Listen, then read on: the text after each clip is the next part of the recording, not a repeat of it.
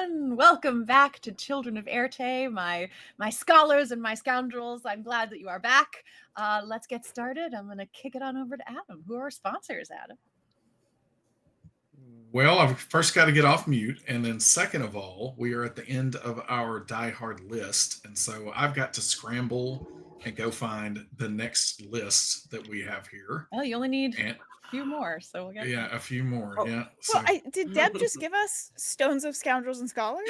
I was literally going to ask, so who here is a scholar and who here is a Scholars scoundrel? and scoundrels. Yeah. There you go. All right, that's what we're going to go with today until I can find the other list. Thank you.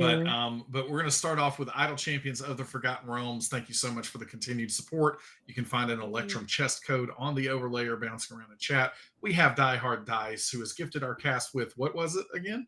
Stones of Scholars and Scoundrels. Stones of Scholars and Scoundrels. Thanks so much. You can use the code Éarte to get 10% I got one. order. Take that, tall halfling. Tall halfling, you've been put on notice. Knowledge expected. So with that, we're also giving away a $20 gift code in chat, so pay attention to the prompts there. And finally, Sirenscape, because Epic Games need epic sound. I'm Adam Bradford, CDO at Demiplane, and I am playing Silas Sorrell, your dimensionally displaced magical superfan. Oh boy. Hey everybody, Alicia Marie here. You can find me on socials at Alicia Marie Body. I'm a costume artist and actor. And today I will be playing Fairuza Armstrong, attorney at law, who has just heard 3 ominous knocks behind the doors. She goes, who's there? Hello. Best opening to any play ever. Hi, I am Jen Kretchmer. You can find me on the interwebs as at DreamWisp. You can find me streaming on Twitch as DreamWispJen. And today I am playing your friendly neighborhood troublemaker, Maeve Morgan Flynn, who is wondering what the heck is knocking at us. Hi, I'm Lauren Urban. I'm the content manager over at Idle Champions of the Forgotten Realms. Check out my website, lauren-urban.com, for all the social things. Tonight, I'm playing Carolyn Neb Stern, who's a scholar. I would like to think I'm a scholar. I'm pretty sure I'm a scoundrel. Yeah. And hello, everyone. I am Hope LaVelle. You can follow me on the socials at the Hope LaVelle. And tonight I am playing Miss Robin Beckett, your favorite adventuring granny. And you know what? The best way to open a door is just to knock politely. So this could be good. I'm with you. Wonderful. And I'm Deborah Ann Woll. I'm your storyteller this evening. So let's settle in, get comfortable for the 71st chapter of Children of Éarte. Guys, this is epic. Here we go. Yeah. So last time, yes, you all finally made it through the jungles of Lorelia, found an open door, and were thrown by gusts of wind across the vast wasteland of Etna. Unfortunately, your spider rock friend took a lot of damage. You do still have sort of their central carapace that is emitting a little bit of this sensory tracking. So you are able... You've been using that as a way to kind of guide yourself towards finding Floris. After quite a long walk through this wasteland, you finally came to a ravine and found a set of gold doors sort of set slanted into the side of the sand, almost like a cellar door in a old-fashioned farmhouse. And as you were investigating this, as Fairuza said, she approached that door and was sort of about to reach towards it when suddenly you heard kind of a rushing whistling noise. Boom, boom, boom, and it went quiet. What would you like to do? Fairuza turns to the group and says, should I answer it? Yeah, I mean, we were about to do exactly that. So I guess now it's our turn to answer the door. Okay. Maeve wonders if it will have shoelaces she can tie together.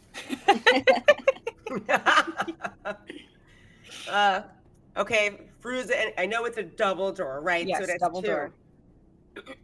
I don't want to invite them in just in case, it's, I don't know. You've heard those old stories about like you let someone in and it's like something Wouldn't this be more of letting them out? Yeah. What? think You it's- guys have we're such a letting- good track record with letting things out.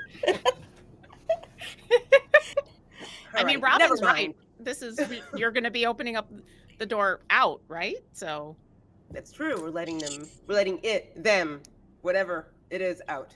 All right, be ready. I'm going to step aside, and then I'm going to sort of call out on an angle. Who's there? Maeve. I mean, it's worth a shot. Like, why not try and Okay. see who's on the other side? Just see if they answer. Or at least give it's us what a you do joke. when someone knocks on the door. Let's just. It says orange. Orange who? Orange and cloud. I didn't say banana. all right, they're good people. Open the door. Open the door. Yeah. I'd like to go back to.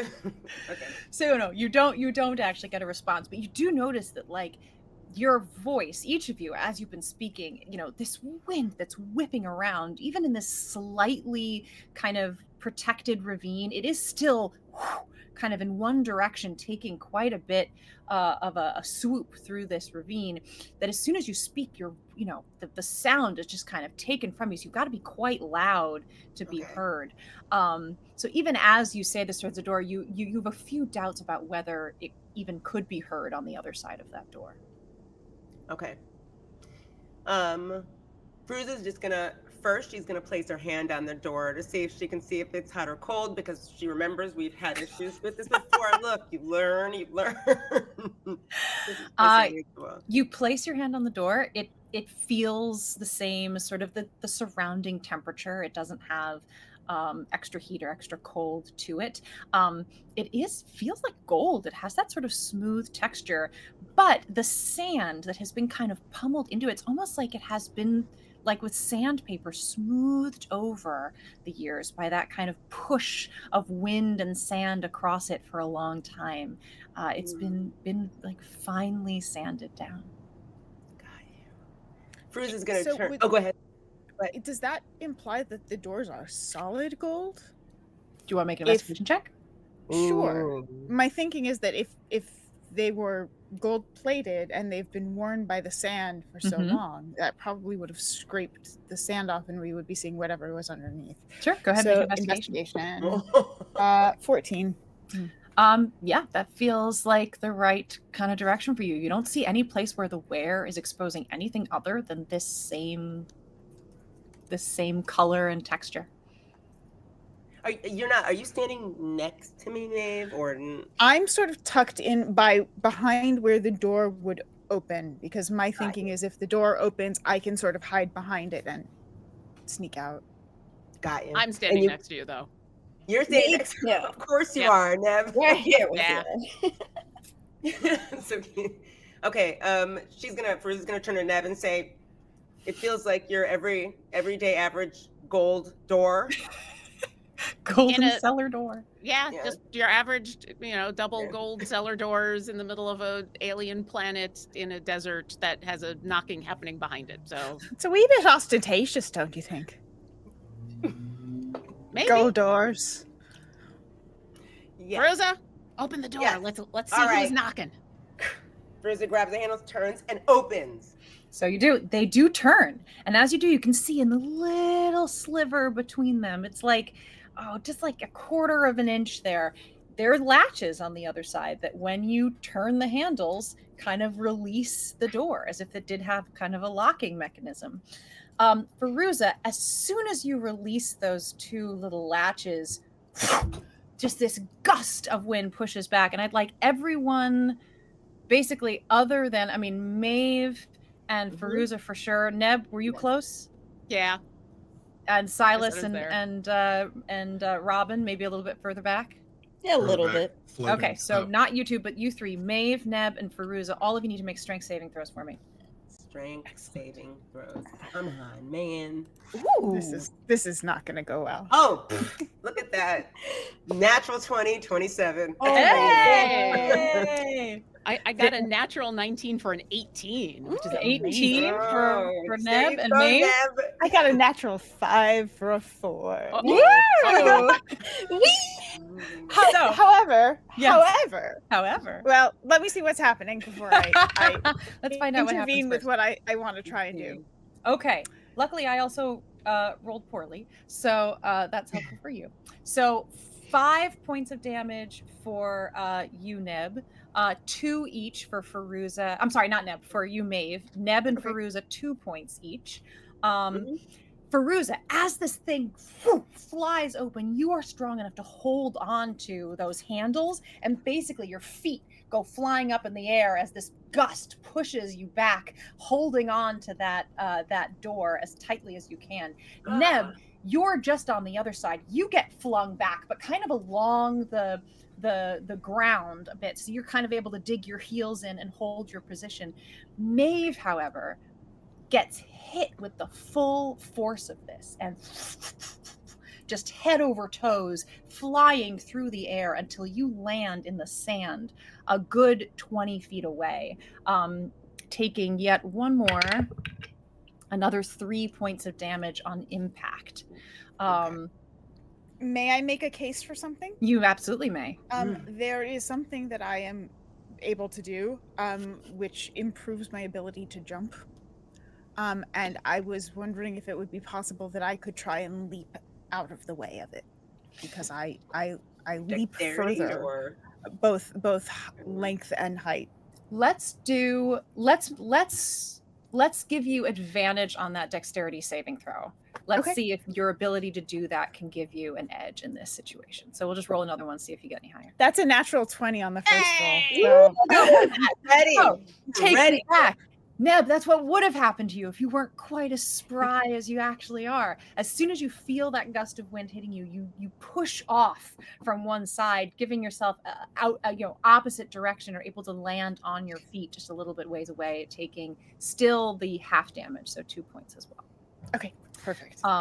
Meanwhile, Fairuza, you are just hanging on to these doors with your legs flapping in the air, as this gust of seemingly endless gust of air just rushes out of this corridor. Looking down through your hands as you're holding on to the handles, you can see that on an angle, this just kind of continues down into darkness as it just blows into your face and your hair, streaking back. The glasses are gone. Maybe Silas will grab those in the air for you if he can find them. Unless he had one of those fancy, connectors on him. It's just gone. Those of us who are roller coaster riders and glasses wearers will know the trials and tribulations of that. And then Neb, you are sort of hunkered down to one side of the door, and Maeve to the other side. Robin is a little ways back. I assume Silas, you are hovering in the air a little off to the side. This air just does not seem to stop. It just. And when you say it, I'm looking through the doors, but down and through the doors, there's a crevice, or what is it like? It's a corridor, just like you would sort of expect. It's just on a slant, heading sort of down, down deeper underneath the sand into the dune, and it just gets dark a little further on. But this air is going. Fairuza. Yes! Can you see who knocked? What? Who knocked? Did she say close the door, Ned? I can hear Robin because I'm closer, I assume. Yes. And then I am going to just message to Fairuza, do you know who knocked? She should be able to hear it completely. I don't know. I'm gonna. No creature, yes. Oh. I want to start using the underwater sign language that we were using to try and communicate. Okay. What are you going to try to communicate with it? Remembers it.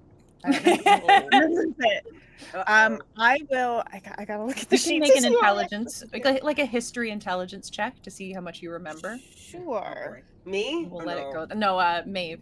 Okay. This has been an uncomfortably long time, and it hasn't stopped at this point. Yes. I mean, we're talking, it's been 30 seconds now, continuing to go. 17 for your friend who doesn't actually have magic to talk to anybody else otherwise. So yeah, you remember that you can say things like up, down, need help, danger, kind of these basic symbols. You remember generally how to make those and communicate these simple need air. Is there too much air? Okay. Then maybe I'll just pocket that until we need like Yeah. a danger, need help. Okay, you got it. Thing. You can remember those symbols. And wish people had gone to take sign language classes.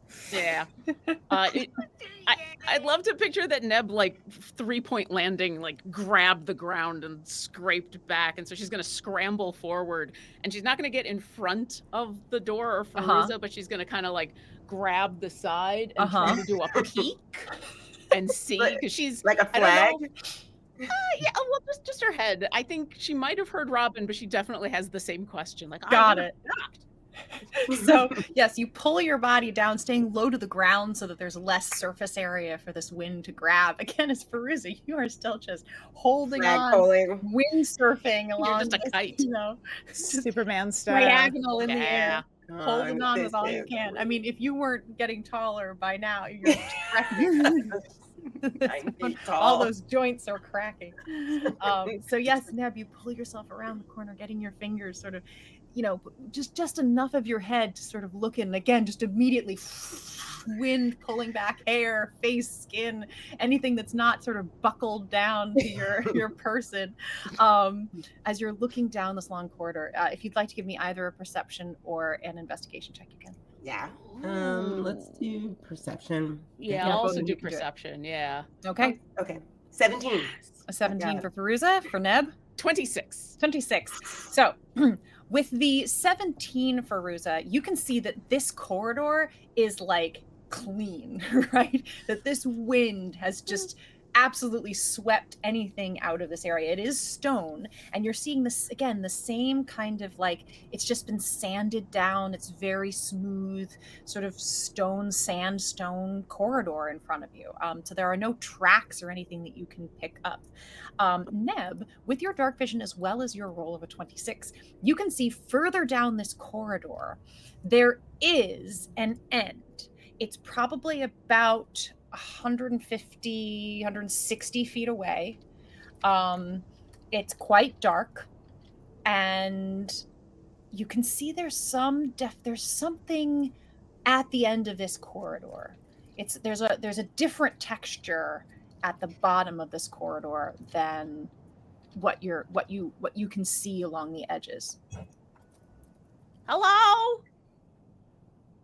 Is there less wind down there, Neb? That I don't know. Probably not. If the wind is coming from there, then there's probably more wind. But there's something or someone down there, but it's a long way down. How far? Silas flies up Okay. to where they are, just where he can Get a view as well. Hear them a little bit better. Well, Yes. he's not too concerned about looking right now, but Neb, what is it that you're seeing? It's about like the football field and a half away. It's all the way down. There's something down there, but it's real far away. That's why I thought I'd say hi. I don't even know if there is anybody there, but there's an end to this corridor thing. How? How can there be an end? I'm gonna look myself this time, like, and just hold on and look to see if I can visualize what the end of it is. Okay, you can also do a perception to see if you can see that far. Do you have any sort of dark vision? I do not. Okay. It's a dirty 20. Yeah, you're no help. You know, it's too dark, actually, really, even for you to see much. But yeah, it is far away. It gets very dark, and all that Neb can really make out is that the texture changes on that back wall. I have an idea. Sorry, you go ahead. No, go ahead. Try yours first. Because mine is weird. Neb, Yeah. I think I could throw you down there. Okay. And then I don't know. okay. Good idea. I wouldn't be able to get you back, but you could probably ride the wind. I was about to say, if there's nothing there, I think I'm just gonna come shooting out of here like a cannon. But I'm game if you are. How? Well, I don't know, but I feel like with my mind I could throw you down there. Just a snap of my fingers. I have to work really hard, but I can do it. I can get you 150 feet. Well, that, Oh. I mean, it's been a while since I've been to the football games, but yeah, I think that's about how far it is. So Neb is gonna like hunker a little bit, like getting ready to be thrown. Real quick, the shaft of Yes. Poor this Neb. what is Yes. it made out of? Like sandstone. It looks like the sand outside, except it's densely packed. Is it worked stone or is it regular or worked stone and sand or Like as just if natural? like it has blocks or something like that in that kind of way. Yeah. No. It looks like a solid piece. Perfect. Okay. Neb is gonna hunker on down and she's gonna be prepared to do something when she arrives wherever she's gonna go. Silas is going to Neb. What kind of equipment do you have like on you? Like, I mean, obviously you got a shirt on or something, but is I there have anything? this. Is that I something mean, you're going to hold on to? Yes, absolutely. I will lose everything else before I lose And this. then Silas just touches it to make it light up. Oh, Because I'm just trying to see wherever she ends up. Gotcha. I want to peg Smart. it with my Gotcha. eyes. Okay. can I flavor this for a little bit? Absolutely. So you're casting light on her stone. Mhm. It's like regular light, but you can now really clearly see all of the little rainbow flecks on it. So it's almost like a tiny little disco ball. But yeah, with it lit up, it's very something that was very hard to see is now incredibly clear. Oh, okay. She'll stick it back in her pocket, and I'll pull it out as soon as I'm there. Oh. All right. Whatever Miss Robin We're is just doing, gonna- Silas is readying an action for when he sees light at its most far away point. Okay, so you're readying an action when you see the light at the farthest away. When you see the light appear where Robin throws. Yeah, I don't know if it's going to appear or if it's going to be Right. there the whole time, but whenever he sees Yeah. it stop Okay, at its most distant, you're ready for you know, something. Okay, then I will Okay. actually hold it in my hand because I'm also going to have a readied action for when I appear. Okay, fantastic. All right.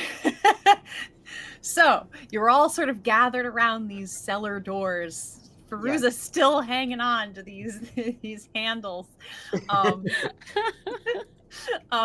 As everyone's sort of gathered, staying out of the main gust.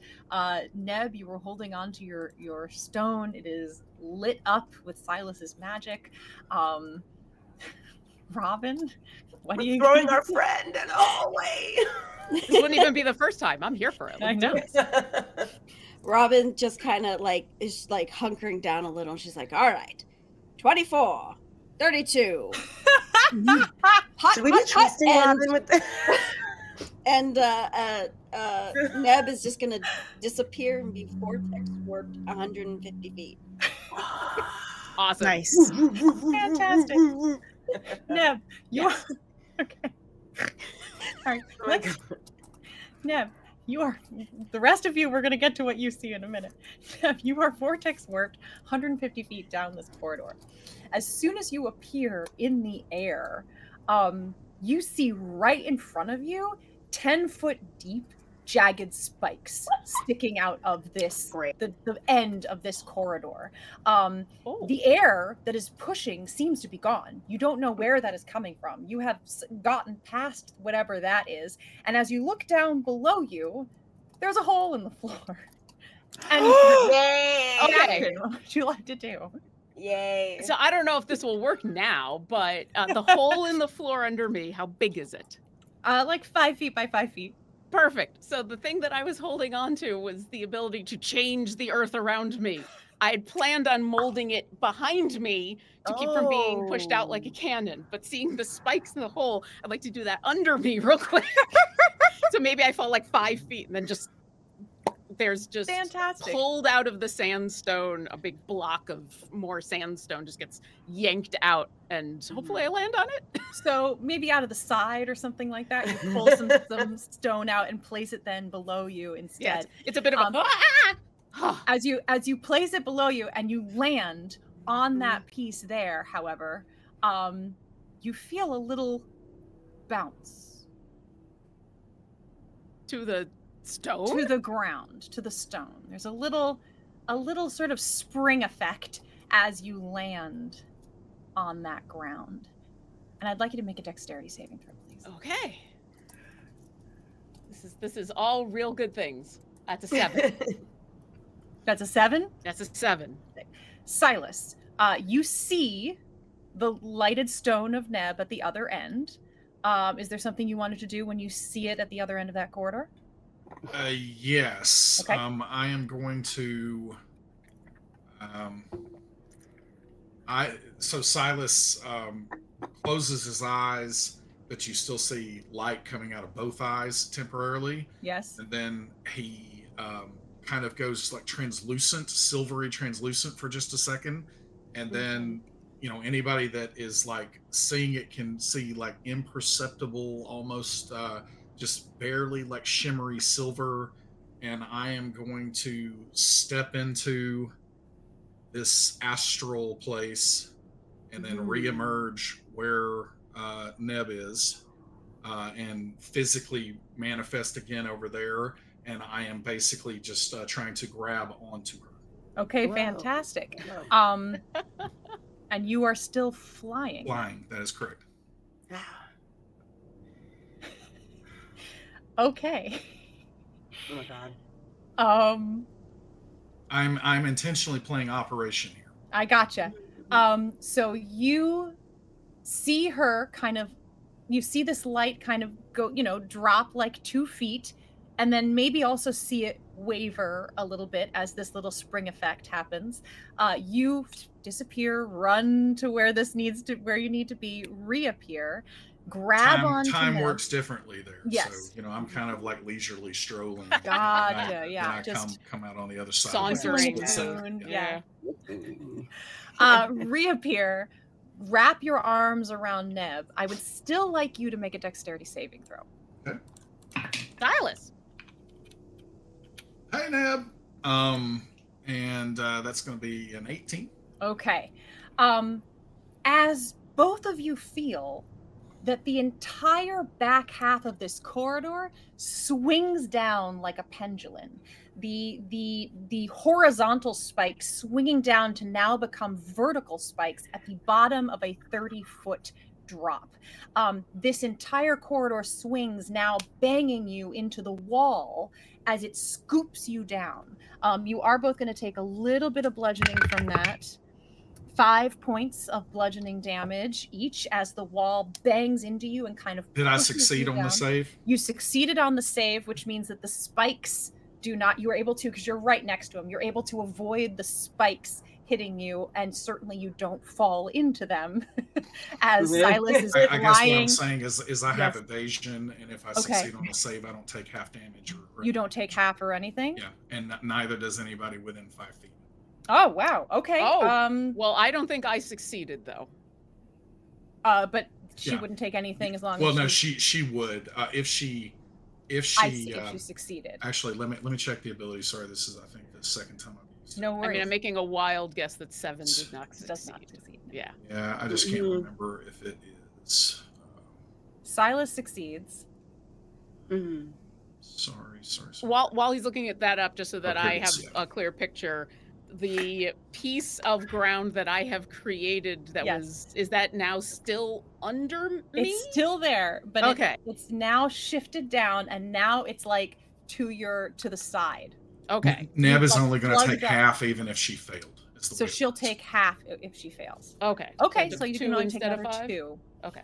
From just getting hit by the wall Ugh. as it pushes you down. You are also saved from, the flying will keep you up from being caught on any of those 10 feet of spikes below you. Oh my god. You are now floating kind of right above these spikes. In this Once I now see what's vertical going chamber. on, I'm just looking because she again has lit up stone at least. Mhm. I'm looking to see if there is a place to go to safety.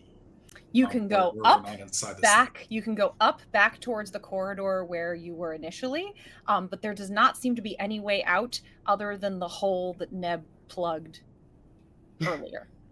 Silas? First, Yes. thank you. Second, hold on a second. because the walls were weird, and I want to reach out and touch what was the springy wall, because I was expecting it to be stone, and it's springy. What's going? It is springy, or it was springy. Well, it is solid stone, I should say. But what you think you maybe felt was whatever this trap mechanism was, that you activated it by putting some weight on that wall and allowing it then to swing down. But Silas appeared and grabbed you and flew, and now you are okay. Do we see any kind of mechanism that has the air going? You do not from where you are, no. But there is no blowing air in this particular spot. But can we see the corridor from which we knew the air was 30 coming? feet above you is where this once, when it was horizontal, connected to the rest of the corridor. It is an open hole up there as of now. I'm having a lot of trouble with this one. Sorry. Sorry. Yeah, no, it's fine. No, I think I got it. It was a pivot trap. We were like there's this. A pivot we got here, and it went. Yes, there's a pivot point. So like a crane, it pivoted down, and is now, as if you were walking across it horizontally, there is now instead you drop down into a pit trap that was once horizontal. And I'm not there, but okay.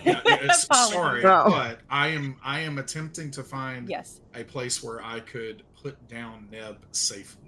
So here you see no place to put anyone down. There is just the spikes below you, but you can fly up 30 feet to get back to the horizontal corridor.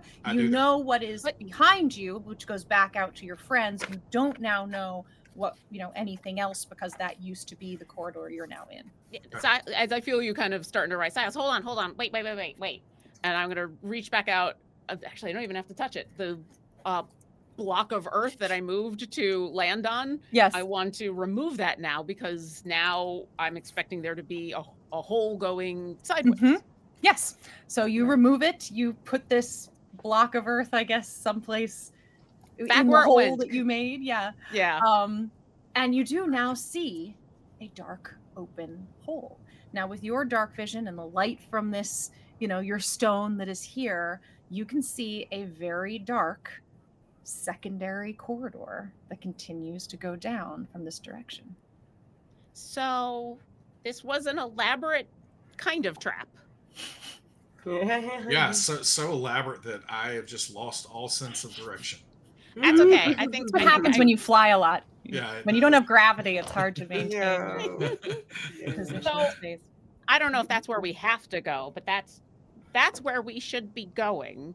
Somewhere up in the corridor, the wind goes away. And so my guess is if you were able, like me, to get past the wind, then all of a sudden spikes. And then as soon as you reach the part where there's the spikes, if you were able to stop yourself, then the whole thing turned into this. Like, and whatever you're doing with the stone here, can you just cover up the spikes with them? Like, how deep is the... So the hole in the side is right above the level of those spikes. So if you were to put the stone, the earth that you have there, you would block the hole. Now, I don't know if you can compress it down into the spikes or not. Are the spikes made of stone? They are. Okay. If you hit loose earth, you can instantly excavate it, move it along the ground, deposit up to 5 feet away. So yeah, I'm gonna excavate it. And basically pull it up, and then pull the spikes up just a little bit, so I excavate them out and then turn them over so that it's the flat bits, and then push them back down again. All right. As Silas is holding you there, stay still for a second. Hold on. By the waist, and you're over here doing your somatic. Way to go, Neb Beifong. Awesome. And you Epic. flip the spikes over down on their sides. But let's pause from you for a minute. Three of you watching. Particularly Fairuza. What are they doing in there? A front row view here. You see Neb's light appear, then Silas disappears, and the light disappears. And you probably don't hear anything because the roar of this wind is so hard. So you'd just basically see them and Neb's light just go out of existence. Oh no, I've killed her. What? How do you know? I swore to protect her, and I just threw her to her death. I It's am okay. eventually, just to let you Yes. know, Deb, I am as soon as I know that Neb is safe, Yes. I can point a finger and say something to them. So I'll let you Okay. decide Oh. when that comes in, because Okay. I don't have to see them or anything else, but Okay. I can talk to them at that distance as long as they haven't significantly moved from where they are. I'm going Okay. to say that it probably takes at least 30 to 60 seconds for Yeah. all of this to happen and you guys to like Okay. get your bearings and then turn the earth around so that you can put Neb down. So we're going to give them a minute. Yeah, Okay. got it. I just wanted to make sure that Absolutely, it was to clear react. we weren't like just completely noping out. Of course, of course. Okay. Yeah. All right, so yes, so at the top of this minute, Robin has the terrible realization that she has now That she's killed. Oh, okay. I guess it could happen to the best yeeted of Neb us. into the afterlife. It's the best way to go, actually. Be yeeted by Robin. Oh, should we go in there? We need to go in there after them now. How? I can't see her flapping. Well, in if the there's wind while something it's in there running. that's killing people, perhaps jumping right into it isn't the best way. But also, doesn't it seem like we're jumping to conclusions a bit with the, oh, they're already dead? I'm just don't worry, Wart. I'm sorry. I just Oh. But since when? since I killed Neb. Maeve. 10 seconds of character growth right there. Yes, right there. That's all it takes. You know what? Bruce is going to inhale all this air into her lungs and thaumaturgy her voice. Neb! I totally buy it. So Alright. I think I got all the spikes taken care of. Oh, Neb. It's just ricochets down, echoing through this cavern. It absolutely does, using thaumaturgy, get past this roaring wind. As I just see Fairuza just screaming into the void, and you two, just as you're getting settled, hear Fairuza's voice sort of shake the entire stone corridor beneath you. All right. At this point, then I'm Yes. going to just reach out with my mind and say, it's not Neb, but it's Silas, and we're like okay down here. And that's what he's going to say to Fairuza. Okay. Bruce is flapping in the wind. She's You gonna can turn her respond. face- You don't have to yell. You can respond in kind, and I will mention. Oh, I can? Yes. Ooh, okay. So in her mind, she says, "Got it." She turns to Maeve. She says, "They're fine. Robin, they're fine." And then Now we have to go Maeve in. pointedly looks at Robin. I shouldn't doubt myself. and then Silas is going to say, "Do you still have wind up there?" Yes. Even in her You're saying you're right. She's speaking like the sloth in that one movie. Yeah. So, all right. So Silas is going to say, "Okay, give me a second. I'm going to see if there's some kind of, off button down here or something." And I am going to just like, Neb, you okay if I just place you here for just a second?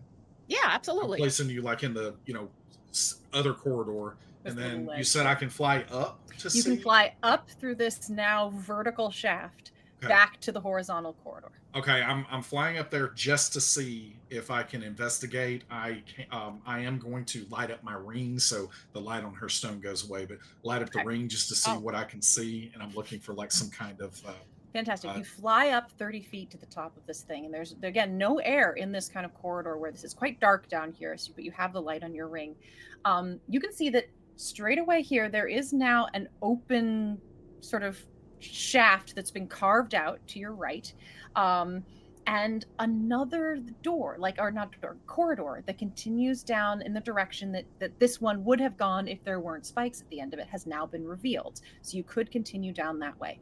Back to your left, you can just see the light at the end of the corridor where your friends are, in this little gap where, if you were closer, you could see Fairuza's face. You don't feel the wind at this point in the corridor. But remember, you are now about 120 feet from where. But I do not see a lever like Indiana Jones do style not lever. see anything like that. No. So I'm going to fly I'm just going to give an update to the group upstairs, and Mhm. this time I'm going back to Fairuza, and I'm just saying, okay, Fairuza, no luck on Indiana Jones levers right away, but I'm sure there's some kind of solution here. Give us just a second. Then I'm going to fly back down to Neb and say, okay, I think that maybe this is like where they just expected people to be dead, and then they were going to walk into this corridor and like get up all the blood and guts and everything. Oh, that's Maybe, gruesome. yeah. Maybe up is like where we need to go. Like, I'm going to take you up there to help me check it out real quick, and then we can decide where we're going to, like, what we need to do about getting everybody else down here. Well, I think that's a good idea. Can I offer an alternative, which is if you think this corridor is like access shaft to backstage so that people can come here and do cleanup, Yeah. this might also be some way to go. Do you want to give me a like 30 seconds and just poke down and see if what I can see?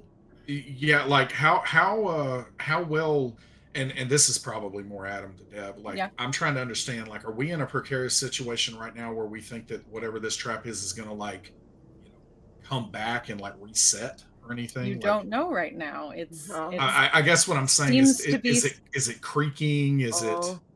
you can give me a perception check on that if you want. That is a 12. A 12. Yep, can't tell. It's very, it seems solid. It's not moving now. You don't hear any noises. Yeah, it just feels like, whatever we do now, let's hurry. Okay, yeah, just give me like I said 30 seconds. I'll try not to go out of sight, and I'm gonna the corridor that I opened up. Yes. How big is that? So that, as you sort of step, sort of look in, there's a little drop, about a 3-foot sort of drop out of this corridor into that one. This seems to open up. There's like a good little like 10 feet of straight corridor, and then it seems to open up into a larger space.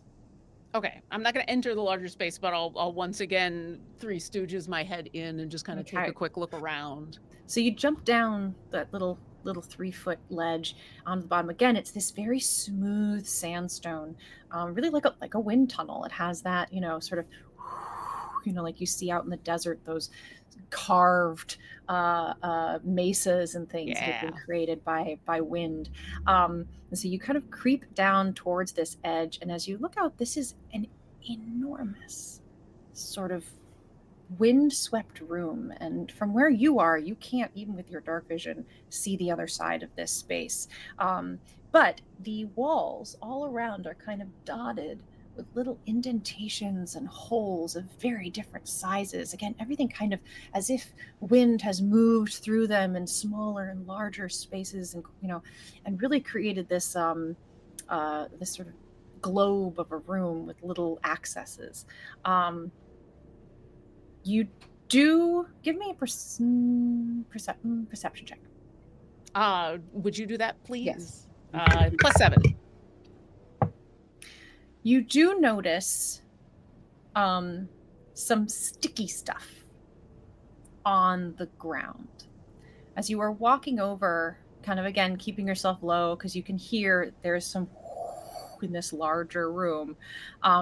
You maybe touch a little on the just sticky, like a little bit of glue or something on the ground. Does it look like spider silk or anything like that, or just? No, more like saliva, something like that. No. Sticky saliva. Well, I guess with all the wind, if you're gonna catch something, I'll back away and head back towards Silas and say it's a really big room. I can't see all of it without going in, and there's something sticky all over the place, which could be how people get around when there's all the wind, or it could be how people eat things when there's all the wind. I'm not sure. Maybe both. Do you want to get everybody to explore here? Let's go up and see what we can find. Probably up there, because I don't want to deal with Back up at the front of the corridor. Are you all still holding tight until you get more word? Okay, great. Until we get more, yeah. Okay, you're still holding tight. All right, back to you, Silas. I'm just so if I'm understanding right, there were 2 corridors that aren't the corridor towards the rest of the group. So yes, there's the one at the bottom of this pit trap that Neb just checked out and leads to this kind of Got it. hive area. And then up above, in the direction you thought you were going to go, horizontally, has now opened up a second corridor that continues in that direction. Let's do some quick recon here, Neb, to see if we can find out how to turn this wind off. Oh, you mean up there at the top where the? Well, yeah. Sorry, I thought I am flying up and Okay. carrying. So you carry, and you hold Neb and kind of you can actually stand on the left side of the corridor direction that goes back towards your friends. Again, across this 30-foot expanse is now open to a pit below and some clear space, and then continues on deeper into the ground in that direction.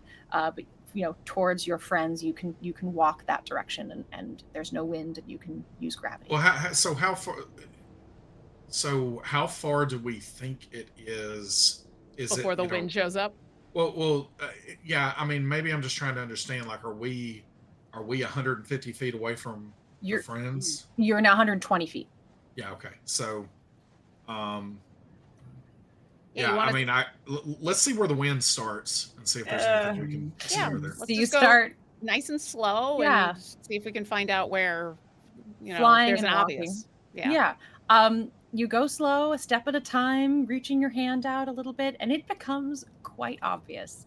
About 40 feet from the opening, you can see Fairuza real clear as she hangs on for dear life. Thank goodness you're strong, Fairuza.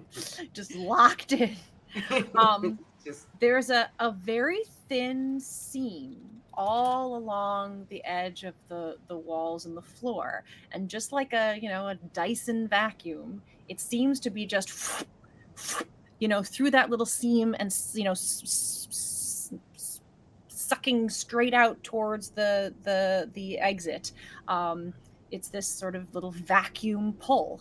And you're fine a foot away within that, but as soon as you put your hand forward, you can feel how intense that wind is just beyond that seam. So about 40 feet from the edge, the doors where Fairuza is holding on. Can we her eyes watering? Can you excavate whatever this is in the wall? And I could definitely. Yeah, I could definitely try, cover it up like I did with the spikes. You want to warn Fairuza, because if this works, she's suddenly going to stop flying like a kite. I got it. Hey, Fairuza, we're about to try something. We just like always, we have no idea whether this is actually going to work or not. But just kind of warning you up there that the wind could, if successful, abruptly stop. So whatever that means for you. Okay, whatever you need to do, as long as you're okay. And she's going to turn. Fine. And I guess sort of attempt to tell Robin and Maeve that they're trying to stop the wind while flag pulling. Pocahontas would be furious. Yeah. And I will continue as long as this is still that sandstone. Reach out, and it's probably going to take a couple of times of doing this, of this 5 feet, this 5 feet, but basically push some of the stone so that it covers up the hole. Okay. And as this is happening, Silas is being incredibly inspiring to Neb, and is just friends in the wind. All they are is friends in the wind. Silas, you're always incredibly inspiring. Oh yeah, you're terrible. That's so good. All right, so you chuck out a piece of the wall and attempt to place it sort of blocking this seam. Mm-hmm. It does, and it kind of gets sucked right into that spot because it's kind of, exactly the right sort of size. And you can even hear a little as it's kind of getting sucked in, but you can see it is inching forward as if it's getting pulled by that suction, and then the whole block just gets pulled up this shaft at lightning quick speed. Fairuza, I need you to make a dexterity saving throw, please. Unbelievable. I mean, we did warn you. I thought I was going to be the cannon, and I guess I've just made a cannon. Sorry. Oh, so the good news is because of what she is, she just have advantage on You do have advantage on your dexterity saving throw. Let's see what we do. You see a boulder of stone. I mean, she didn't even have to rely on danger sense hurtling, because we told her Silas something hurtling towards you. Okay, That one was an 11, so I don't know about that. Oh my god, how do I roll an 11 twice? No! Oh. No! Gross. So as this thing hurtles towards you, your first thought is, boy, I should probably let go of one of my hands and get out of the way. But you're just not quite fast enough as it, boom, full force in the face. Oh dear, I think you're just gonna have to take this. Sorry, Well, Fairuza. I do get advantage. I get half on bludgeoning, so. You'll take half. Okay, it is definitely bludgeoning. Yeah. 15 bludgeoning, so you can take half of that at 7 bludgeoning as it whacks you in the face, and just like, you know, Daffy Duck, it just like pushes you back through the air, the sandstone cube. What the hell? Flying through until it lands on top of you. Oh, jeez. Woo, for another 15. I'm sorry, for Okay. another 12, so that's another 6 for you. 6 damage. As you land on the sand, this block on top of you, smushed like a Looney Tune. And as I'm sure we at least hear this impact, Yes, and you as do. this is Oh, you see it. yeah, okay. And so Silas is literally just shaking his head, and he's like, "Same old song," and he Don't just say keeps that. on I've only done this the once. Sorry, Fairuza. Just Neb going, no, I the killed opposite of Fairuza." inspiring. No problem. Neb is pretty You're sure that wrong. Fairuza's fine, That's but true. still, yeah. See, Fairuza, you can climb out, dig yourself out from underneath this Can block. she like of stone. push? It's quite heavy, but you're Noted. fairly strong and big, and I feel like yes, you can get yourself out from underneath. I mean, it. now maybe we need to try to like cover it up all at one time, and then it doesn't have the force. Like Maybe. I mean, how much of that can you do? about that much at a time. Yeah, about like the size of me if I was a cube, basically, or bigger than me, because I don't think I'm 5 feet anymore. And she gets very distracted for a moment trying to figure out how tall she is now, and then goes, "Yeah, I'm not going to be able to do everything all at once, at least not that way." You want to ask the 3 up top if they've got any ideas, and I'll keep. Maybe there is a button and it's just hidden. I'll keep looking. Yeah, and then I'm just gonna say, Fairuza, I couldn't see that incredibly well, but it looked like it didn't go that great. Also, I'll elbow Silas as he's obviously in the middle of this and say, "Tell her I said I'm sorry. Tell her I said I'm sorry. Tell her I said I'm sorry." Everything okay up there, Fairuza? Fairuza's gonna pinch her nose and go and blow herself out to normal proportions because she was flattened. She inflates. She can blame herself, crack her neck, and say, "I'm fine now, but if you two could stop throwing things up here." It certainly wasn't us throwing things, and I don't want to, make too much of this, but we did warn you that something was going to potentially happen. That's not important right now, though. I'm glad to hear that you're okay, and we've got what we have down here is apparently like a vacuum cleaner. I don't even know how vacuum cleaners work, though. What? So that, yeah, it's like, I don't know, like a vacuum cleaner. They said something about a Dyson. Like I didn't have one of those, but it's like it's like this ring all around the corridor that is like doing air. And Neb is trying to find a switch or something right now, but we are kind of at an impasse here. We don't know how to block this air to get all of you down. I'm gonna see if maybe we can figure something out to come in after you. I'll ask Robin. Maybe she worked in a wind tunnel before. You don't have to yell mentally. Oh, sorry. Oh, okay. Okay. And Fairuza is going to turn to Robin and Maeve and say, "We have to figure out a way to get in there after them. They're at an impasse." How far do we have to go? I mean, I think Robin, if she sees how far they are. At So this it's like- point, they're 40 feet. You can see them. They're about 40 feet in. I think I have it in me to get you two over there. What? Say, hey! Like at this point, we can kind of see each other, right? Yes.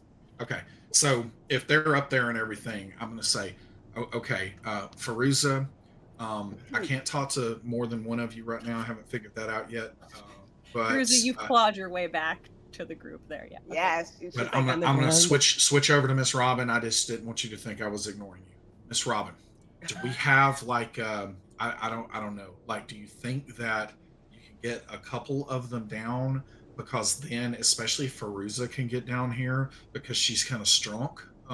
Like maybe we can like let a rope up because it's only like I don't know 30 or 40 feet it looks like, and so maybe there's a rope and then you can like grab onto the rope and then like Fairuza can be like like veins popping out, and like I just like it. pull you down it. I Well, like it. I like won't it. speak for Maeve, but I am not very strong. That sounds very. Well, you could tie it off, right? Like just tie you're very good at tying knots.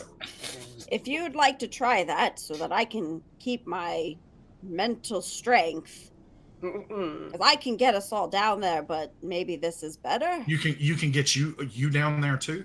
I can. It'll take extra energy, but I think I can. Just a question. Yes. Thinking back on it, did we do anything that sort of activated before the knocking? Is there anything specific that, thinking about it, that we might have done before we heard the knocks on the door? You can make again like an intelligence. You know what? Go ahead. Okay. Yeah. No. Okay. You can make an intelligence sort of history check idea if you'd like. 19. And 19. The only thing that's coming to mind was proximity. Yeah, I was That thinking you what had we were all sort of stayed closely back. looking at it and breathing on it. You would all kind of stayed back, and then it was sort of Fairuza strode forward with you and Neb to sort of, Can I go up get to the close side to of it. the door and just blow on the door. Nothing responds to your blowing on the door. No. Okay. Actually, you know what, Neb? Like, Yeah. I was just telling them that maybe we could give them a rope, but like I don't have any rope anymore. Do you have any? That's an excellent question. Neb has been distracted just looking at all of the walls near where this crack That's is. right. That's right. Do you to need try to to do find. an investigation check for that? Sure. Want me? Silas, no, I do not see a rope. And yes, if you could, And +6 you to the you can't investigation. you can use the +8 inspiration. do you if want you'd it? like to there. Is it D8? D8, yeah. Yeah, let's do that. I'd love to be able to turn this off if it's possible. Fantastic. Looking around, you can see no mechanical means for this to work. Without knowing anything beyond that, you're pretty sure this is some kind of magic or technology that you are completely unfamiliar with. And Silas, this is not going to be just a button or a lever to make this stop. This is more complicated than that, or more magical than that. I haven't figured out how to figure out if things are magical or not. Do you have any rope? No, I don't have any rope. Sorry. Miss Robin, I don't think our rope idea is going to work because we don't have any rope. Let me ask you if people up here have rope. I could get someone down there with rope. That part's true, yeah. Does anyone up here have rope? Do I have rope? Also, Check where's right your spider creature guy? Who has him? Oh. Who has the Oh, rock spider? Maybe he has some silk he can give us. Rock silk. That's actually kind of appropriate here. Did we have to carry him? I think Silas was carrying Silas him. was Was I carrying him? telepathically, I think I would've telepathically dropped floating him. him. Yeah, so I feel like he might just be on the ground outside, still starts going weakly going psh, that direction. Psh. I think I used all my rope when we were doing that tar thing at the mine, so I'm out. I have have it one. that I have one more. Yeah, 50 foot mine was length 50 though. of rope. What was yours? I have a Wait, 50-foot length 50? Okay. of rope. So you have 100 feet of rope still? Yeah. Actually, wait. I'm sorry. I have a total of 100. All right, 150 Oh. feet of rope to play with. Ooh. So we want to tie it to me, and then I walk in. You guys come behind me. Is that the idea? We'll Vortex warp you in, and then Okay. you can use the rope to get either us or one of us.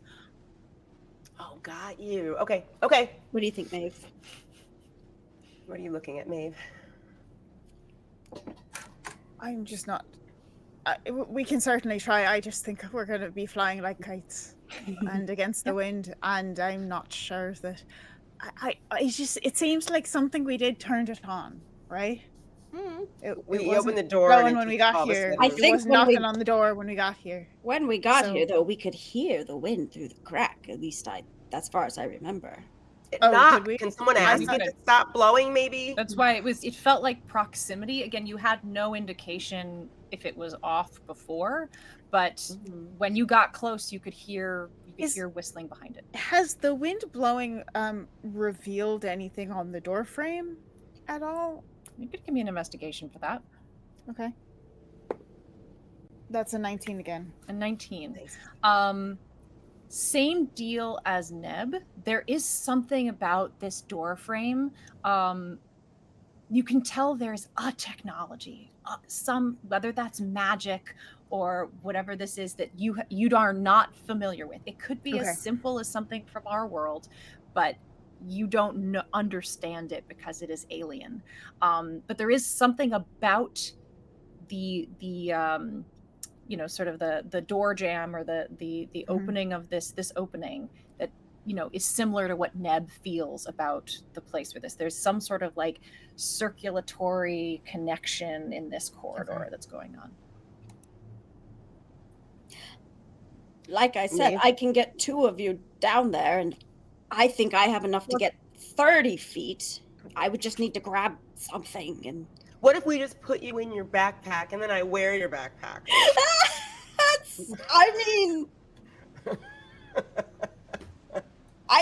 We've done it before. It could work. I don't know. So, well, I have one other thing I can try, and I can. I hate to use this now, but I will. I can try. What? I say pulsar into my ring. Oh.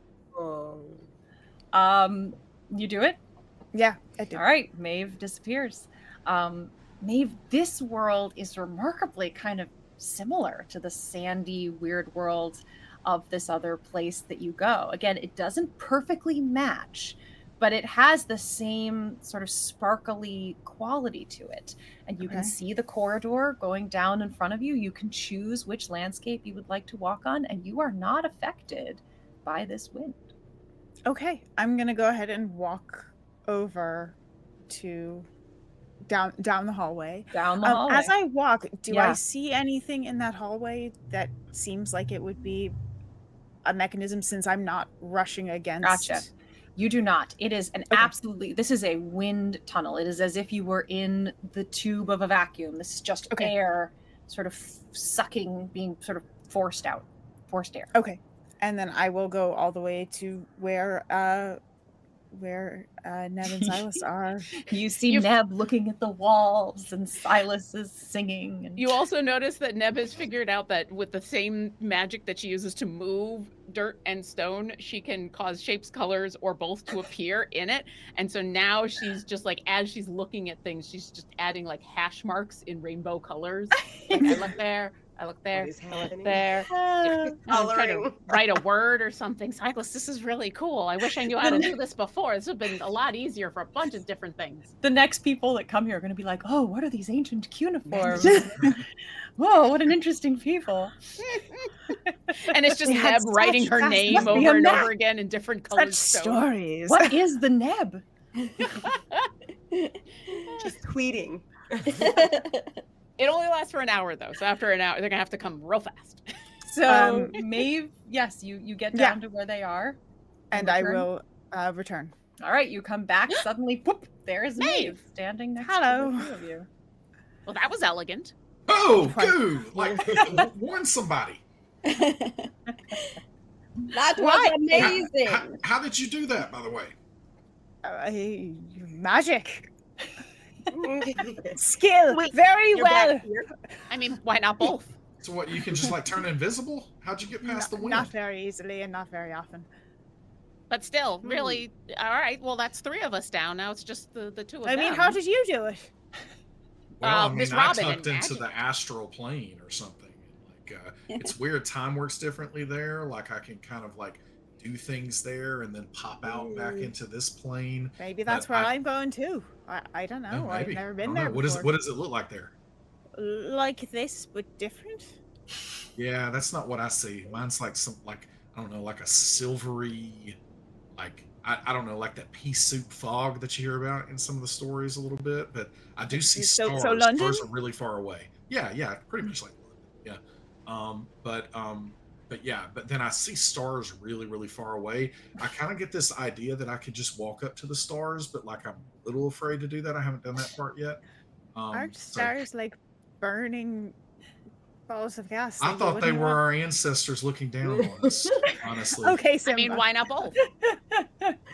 So while you all discuss We're your like this. interplanar travels, Robin and Fairuza back on the surface here. Maeve has made it down. I am willing. Can you cast from within your backpack? I don't see why not. You I can't. don't think so. Okay. When I go into shell mode, I can't do anything except for Right. come out. Okay. Oh, okay. So So I- unfortunately, you cannot be worn and then cast your vortex while you're in there. Gotcha. All right, Fairuza, how about this? I can get you down there.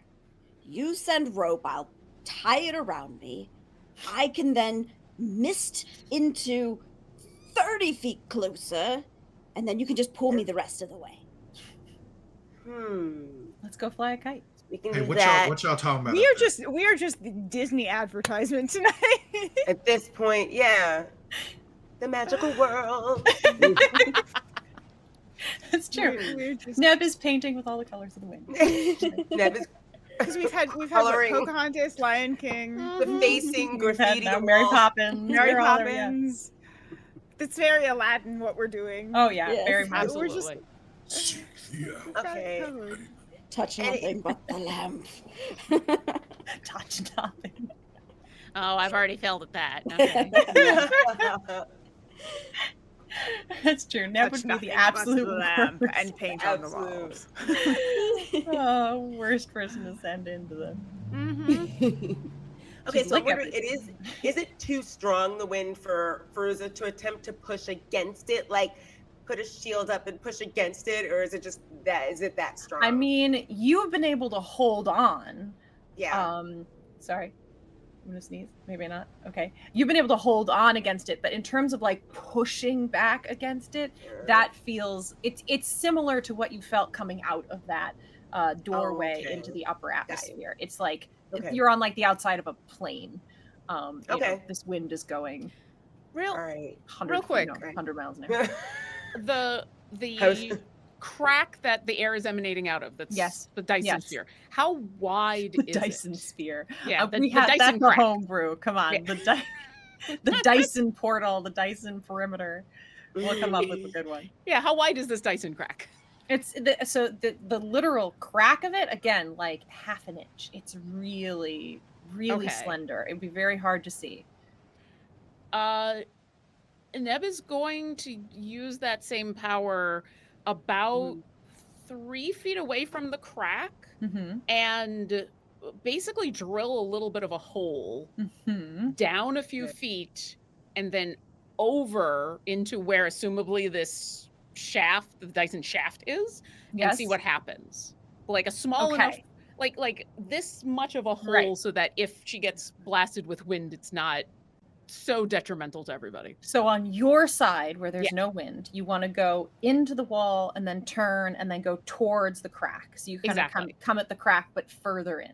Yeah, I want to see A, what happens, and B, if there's other ways to disrupt the wind to maybe, if not stop it, you know, Gotcha. if it is a vacuum, enough holes in the vacuum and it can't really suck anymore. Right. Okay. So yes, using your various different Molding the earth. molding of the earth to kind of create this little juggernaut to come around and take a look. It feels like certainly, you haven't gone back. How deep do you want to go into the wall? Only about 5 feet at this Okay. point. I So can if go you, even if deeper, you go but all the way the 5 feet in and over, you're basically met with more smooth surface, but you can feel the wind, really like it's like if you had two pieces of paper next to each other. The wind is just going through those two pieces of paper, these two sheer bits, and it's almost like they're being kind of sucked together by the pressure, the vacuum, the force of the air as it's kind of shooting through the sides and then out through the corridor. okay. So you're just hit a blank wall with that little half-inch, quarter-inch space of the air rushing past. So as it does, you can feel some of it kind of, rushing out towards your face, but it seems to really the pull of it is in that direction. Okay. All right. Well, I don't think I'm going to be able to stop the wind, but if Fairuza is going to try to muscle her way down, I can give her some handholds. I Did thought Maeve Miss leave Robin her? was just going to put her down. Yeah, she's gonna vorpal me down. I'll vorpal you down. Okay. I got you. Snickety snack. That's right. Well, then I can make handholds for Robin. It sounded like it sounded like somebody was going to need at least a couple feet of climbing to do this. And then so basically Robin's gonna be tethered to me when you vorpal me down. Is that what's gonna happen, Robin? I'll get you down there. You use your rope. The rope will fly through the wind. I'll catch it, tie it around myself. Are you confident you can catch a flying rope and then rappel your way down there? I will misty my way as far as I can. You get me the rest of the 10 feet. How's that? I'm strong enough to yank her down like a yo-yo. I can do it. Find out. All right. Did Maeve leave her rope up here? I have mine that's 50. Do we need anything longer? Maeve took off. It's only 40 feet away. You take your rope with you. Sorry, I didn't think to do it. I'll see her down there. Yeah, you'll see her down there. Regards. Yeah. I'll give you regards. Okay. All right. Let's go. Spirit fingers. and poof, I'll send her down. And all right. Fairuza, you turn into a gray mist and suddenly appear again. Your gray mist has a little bit of like electrical flashes. Oh, right? hers does, yes. Of course. As you disappear, and then that that mist rearranges itself next to your friends. It's getting a little tight in this corridor now. Fist is the best description though possible of a for her. Fairuza mist. Of a Fairuza mist, because it fist. totally would be a fist, and it's a Fairuza mist, and it's like it's just perfect. It's perfect. It's perfect. Yep. Yes. So you rematerialize down here now in this crowded corridor. You have your rope in your hand, and again, you look up and you just see Robin's face that has no wrinkles in it as it peers over the edge, and her hair flies back, like and her earrings and her scarves whipping in the wind behind her. It's very epic. Very epic. Oh. Very, We should take a picture. Robin, you look Amelia Earhart. A young girl. Anyway, okay, so all I need is 50 feet, or you're 40 feet away from her, right at the edge of this blowing section. Yeah, so 50 feet would be good, so I can wrap it. All right. First, I'm gonna wrap it on her wrist and then flap it out into the wind. Okay. Like hold on to one end. The other end gets caught in that wind. Easy. Taken right out. Robin, you see it just fly right past you. Give me a sleight of hand to grab onto that. Oh boy. Oh, that's a 3. That's a 3. Unfortunately, if you're trying, it's whipping around frantically in the wind as you're trying to reach out and get it, and your own arm is sort of being flung back, unable to grab it as it moves so quickly. I'm going to try to reach out and grab it with my telekinetic. Okay. Stabilize it. I believe that sleight of hand with fine. charisma. Yeah, let's do a sleight of hand with your. Let's see. That is a 23. Yeah. So as Silas sees this happening and you're struggling to get it in your hand, it just kind of seems to get kind of grabbed telepathically. The end of it is still going wildly, but there's one piece of it that's sort of being held stiff, and it just against the wind, slowly making its way towards you so that you can get your hand on it and pull it out of the gust where you can handle it more easily. Teamwork makes the dream work. Yes. As She got Robin, There is no die in team. as Robin wraps the rope, Neb is going to do 3 quick things. She's going to Yes. turn to Silas and say, "Hey, would you let our rock friend know that we're going? Because I don't think we're taking them with us, right?" Oh, I forgot about him. Yeah, like I guess I mean, I can't remember if Silas has spoken to this creature. No, it does not have, it has some cognizance, but again, it would be like speaking to a pet or something like that. I mean, doesn't it speak. understood us when we were kind of talking back and forth. So, like, just let it Okay, know. I sure, don't want to think. I'll let it know. Like, and so then basically, as this is happening, you hear Silas just say, "Hello, rock spider creature. I guess this is the end of the road for us now. Like, I think that I think that Zola would be pretty happy with how you've served, like, because you have just done incredibly heroic efforts, got smashed to bits in a place like this. I mean, that is a way to go out. Like, they will welcome you in the halls of whatever the equivalent of Valhalla is. We thank you so much for helping us find this death 3 trap hours that later. we now find ourselves in."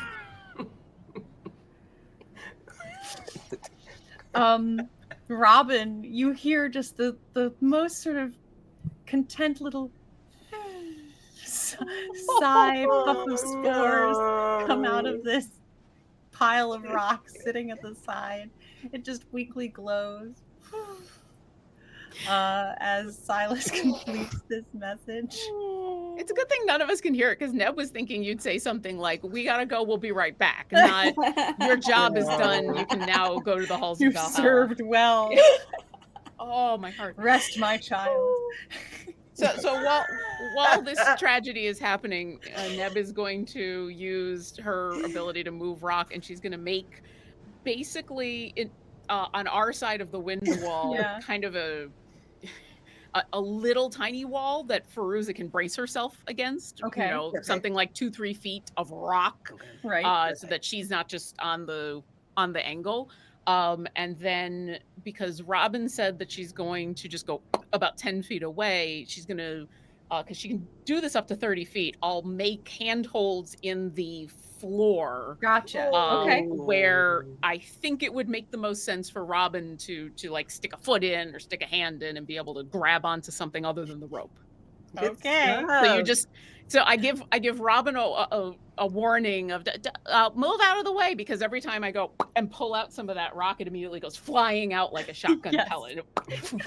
So yes, they're just projectile rocks just Which one flying of you guys out threw of the this rock? hole. I mean, I'm sorry, Fairuza, I had no idea it was going to do that. Like a home run baseball or like a golf ball. It just sort of disappears. It gets lost in the dark, the gray of the skies. You don't even see where it lands. Oh my god. And then I'll step back. Are you going to tie this to yourself, Robin? How do you want to? I mean, yes. Okay. Yes, I understand. Robin understands that even tying it is more like because it's no matter what, even if I get there, the wind will blow, because I know it's not gonna like be taut when I get there. Yes, so, exactly. I well thought understand out, because that had occurred to your dungeon master. Yes. Yeah, because the know. rope is like flaccid or whatever, but then it's like As soon as she misty steps, there's still going to be 30 feet that she can rock it back. So, yes. So, yeah, Robin is just going to look at those handholds and like kind of yell down at Neb and is like, "I think you believe in me a little too much, Neb." But she kind of like strong arms, like, "All right. no. You got this, Robin. It's gonna be Does great." anyone want to offer anything to help Robin before she does this? Of any, seeing the worry in her face. I mean, I'm certainly going to try to assist telekinetically Okay. with Fairuza's like pull. Okay. Like I will help Fairuza pull physically. Okay. Silas Perfect. will, and then Okay. I'm going to try This up the thing. rope, the 10-ish or so feet, like to maybe stabilize Miss Robin with my telekinetic guy Okay, that can got grab it. things. So I'm going to try that, but the telekinetic force can only lift about 60 pounds, so Yeah. whatever that's worth. And this is quite a bit more force than that being pushed on her. So Actually, I completely take that back. I have Oh. something better. okay, he's got something. I completely did not. We'll think wait it and out. see. The gears are turning in Silas' mind. Yeah. Making handholds for Robin and a wall for Fairuza is all that Neb can think about. But when Miss Robin appears, Neb will be there to cheer her on and Yeah. maybe offer a little bit of cosmic omens when it's Hey, necessary. I'm going to say, Miss Robin, tie yourself off the best that you can, just in case. But if you can get closer to me, Fairuza's going to be pulling, but I also am going to telekinetically grab you. Okay. All right, But Robin, you got to let me. Like, so when you feel the force, feel like the be force. willing.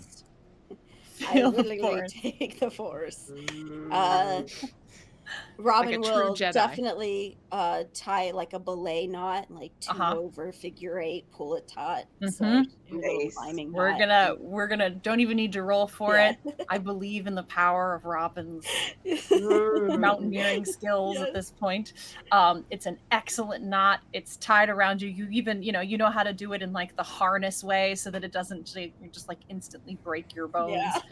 The key thing here is I need to ready an action for this. So I am You're readied. certainly readying an action for You when got I it. see Robin appear within 30 feet of me. You got it. Mhm. Robin, I'm ready. are you ready? All right. So, okay. I just thought about something. What? Don't think, just grab. Okay, Robin pauses.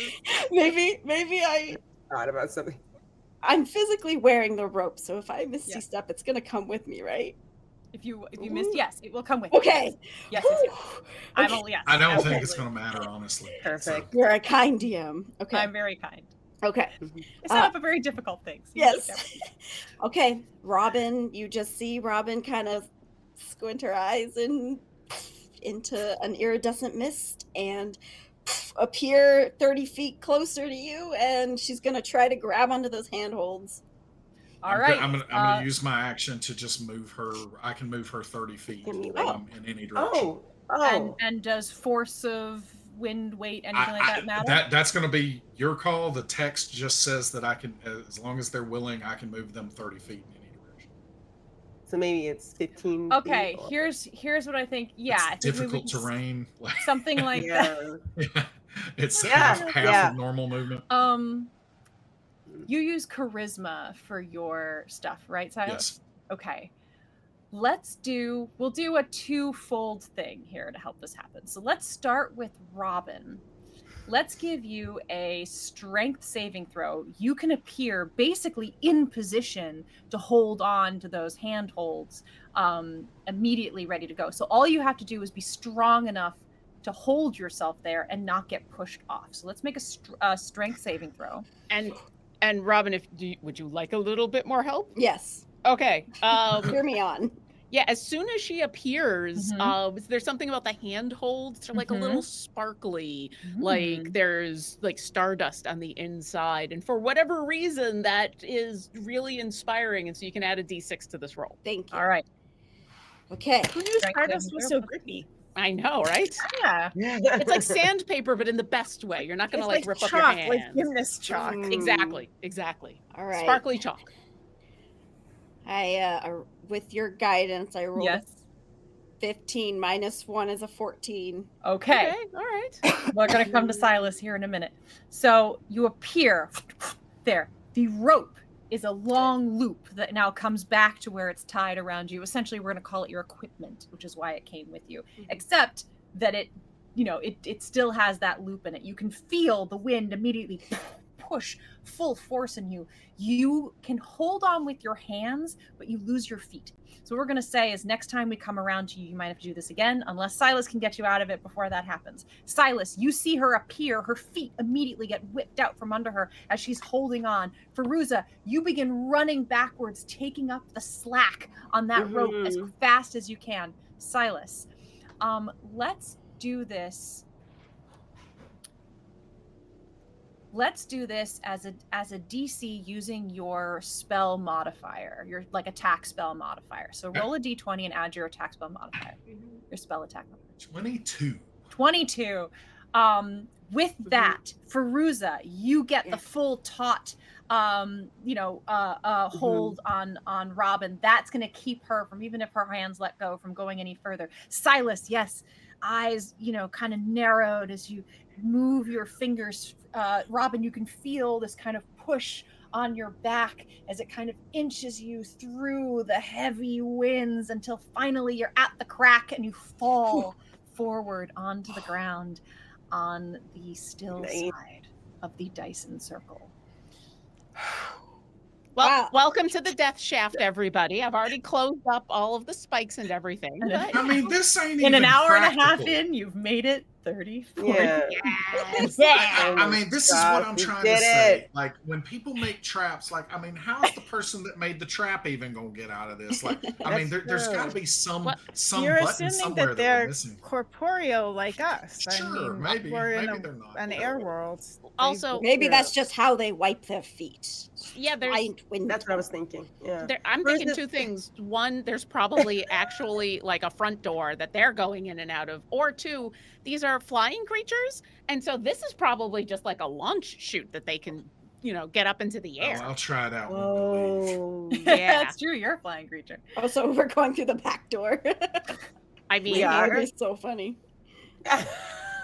Anyway, so down that way is one way we can go. Did that way have a door, or am I misremembering? So no, there are no doors here at this point. This point, you've got you can all start to kind of walk down closer towards it. You all have scouted this part of the corridor, so you know that it's safe. You make it to the edge of the now spike pit.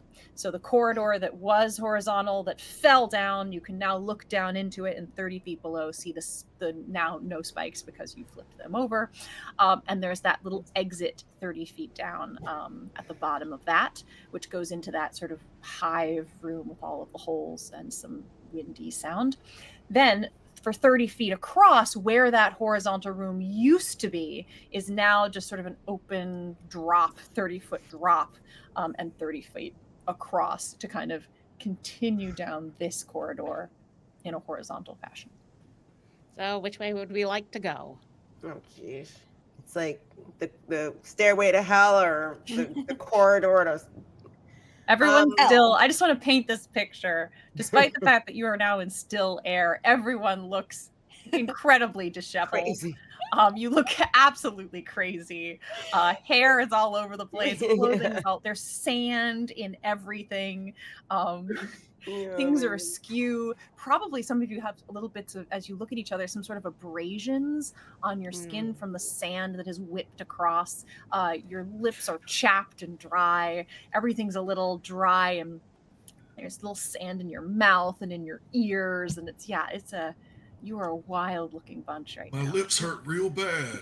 Yeah, my cheeks hurt, but this is great for the scales. Look at that. Yeah. Ooh. Oh yeah, you're like polished. I haven't gleaned this much ever. What were you guys doing down here? Fairuza's just looking at the drawings on the walls. Well, this I was just experimenting while searching. Neb found an ancient civilization, and I think that we should study this at some point in the future when we have more time. Absolutely, on the way back. So yeah, we can. Do we want to go down into the big room? I'm not saying it was aliens, but it was aliens. I hate to tell you this, but here, you're the alien, my friend. Yeah, Maeve's right. Right. We're the aliens. This big room that opened up, what was it like? So I couldn't see the whole thing. It was a pretty big cavern and had like these indents in the sides of it. I was very smart and I didn't go into the room by myself, right, Silas? Very, very, very smart. I You'd mean, be very proud of me. like it's the kind of place that you probably would have seen a Minoc fly through because it sounds like there's something spitty down there, and so it's probably just a Spitting? giant worm that is going to swallow us. Well, I also found something sticky, and it was like wet sticky, not like spider silk sticky. So It sounds like you're describing a giant beehive. I thought she was describing a giant throat. Wait, do you think there's giant? None of these sound good. Wait, I do you would think? rather be Wait, a wait, throat wait, than wait, a beehive. wait. Do you think there's giant bees down there? None that you can talk to. How about we go straight? Did you hear buzzing? None that you want me to talk to as well. Well, if we'd like to go straight, we just got to get over this gap, and then we'll keep going that way. Is it just a jump over? Is that what it is? do we know? What we know about Floris, right? Let's think about that maybe for a minute. Okay. What we know about Floris? Floris is like a tornado, right? Airbender. Is what we've been told. Turbine. Yeah, I suspect. So we're not looking for a giant queen bee. We're not looking for a. Well, but spitting there could be a queen solstice bee is a working thing. for Florid. This could also Okay. be the kind of thing in where we won't know. He's got to find us, like Zola. We eventually just have to get his attention. As this is happening, I am just like offering hands to like fly people over one across. by one. Okay. I don't want to do Okay, this you got it. unsafely, but I want to just fly. So them if you're deciding to go forward and not down, Silas will just take some time and get you all across. Yeah. Yeah, and we can keep talking as that's going on. Yeah. Mm-hmm. Do we think? So if he's a giant tornado, we're pretty sure that swath of trees that got ripped up by lots of wind, that was probably him. Probably. Now, do we think he's also the invisible giant creature that killed all those wolves? I don't think so. I hope not? not. Why don't you think so, Robin? Well, you described. Did you see the creature? No, then the wolves said Did you see footprints of the creature? I don't think I did. I think we just heard it, right? If I remember, you heard it. You basically all you saw were enormous trees being parted Yeah. by a force you could not see, and that the wolves were killed from just sort of battering and bludgeoning. They didn't have like cuts in them. They'd just been kind of beat and flung. Yeah. And Oh, they no. didn't see it coming either. Since we're a part of these kind of stories now, I will say that when I read the Chronicles of Narnia, there's this whole thing about Aslan is not a tame lion. So I will just offer up that if Floris is some kind of I don't know, godly type creature, tornadoes are kind of dangerous, and so maybe it wasn't like an intentional thing to destroy everything in the path. Maybe there are some other circumstances going on. We just need to make sure that we remember that as we initially talk to. I'm not saying the rulers aren't dangerous, but I am gonna just float that they all seem to sort of know what they're doing. I And mean, he did knock politely. I mean, I don't know. Zola actually didn't strike me as very intelligent when we and what I mean by that is there were lots and lots of assumptions being made when we started talking to Zola that it illustrated a lack of critical thinking to me. I don't think it was a lack of critical thinking. I think it was the information that they had on hand. Also, I might have been translating poorly, so that might have been my fault. But I think Maeve makes a point, and definitely none of these rulers have been the bastions of amazing good people. But it is something to think about. In any Well, case, we move onward to the giant killer bees. Oh no, that's That's downstairs. We're downstairs. going Oh well, You're going onward to something we don't know the about. unknown. Excellent. The path. unknown. The devil we All don't right. know. If it's still dark, well then let's go. And Maeve just starts taking off. I'll follow Maeve, since if it's dark, All right. Yep. can Yeah, see I pretty well. can't even see where I'm going, and I'm just Who has starting dark to vision? head. There's Just something one shining. finger along the wall I'm to the sort of only guide one. you as you move forward. Yeah. And you will come forward with light and dark vision, and however you want to. Is your ring still lit up, Silas? Okay. Yes. There is an ominous green glow that you Great. bring with Reassuring. you. What I will say is, those of you, if you are tracing the wall, and this is a little bit of a walk and a little bit of a maze. We won't go into too much depth of this, but there are choices to be made, directions you can go. There's a bit of a maze-like quality to this.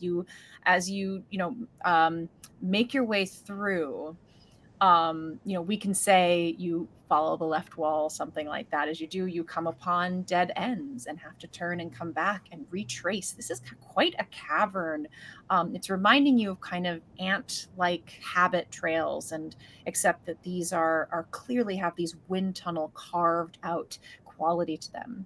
And I will also offer, as you are moving through, there are absolutely these narrow, like quarter-half inch sort of seams all over the place.